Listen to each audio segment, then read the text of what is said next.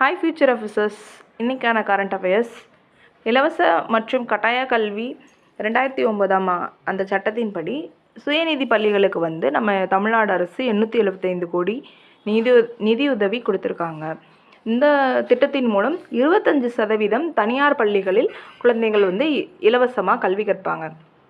Next புவிசார் குறியீடு இதுக்கு முன்னாடி 69 இருந்தது. இப்போ 4 பொருட்களுக்கு எக்ஸ்ட்ரா கொடுத்துருக்காங்க. இப்போ 5 பொருட்களுக்கு இப்போ 74 உயர்ந்துள்ளது.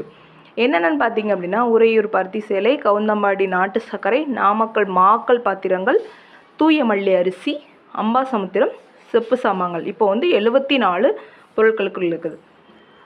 ரூபாயின் மதிப்பு ரொம்ப வீழ்ச்சி அடைஞ்சிருக்கு.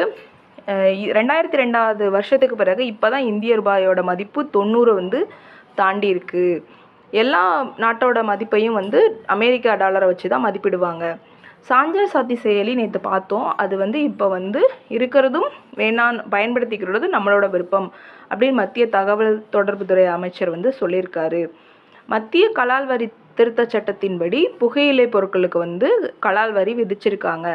ஆல்ரெடி கலால் அந்த புகையிலை பொருட்கள், குட்கா, பான் மசாலா இந்த மாதிரி பொருட்களுக்கு 40% ஜிஎஸ்டி ஆல்ரெடி விதிச்சிருந்தாங்க. இன்னைக்கான நினைவு கூறுக. மத்திய தகவல் தொடர்புத்துறை அமைச்சர் யார்?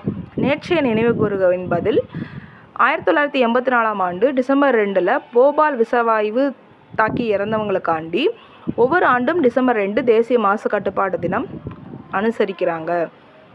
நம்ம நினைவு கூறுக இன்றைக்கி கேட்ட நினைவு கூறுக கமெண்ட் செக்ஷனில் போஸ்ட் பண்ணுங்கள். எக்ஸாம் அனானிமஸ் சேனலை ஃபாலோ பண்ணுங்கள்.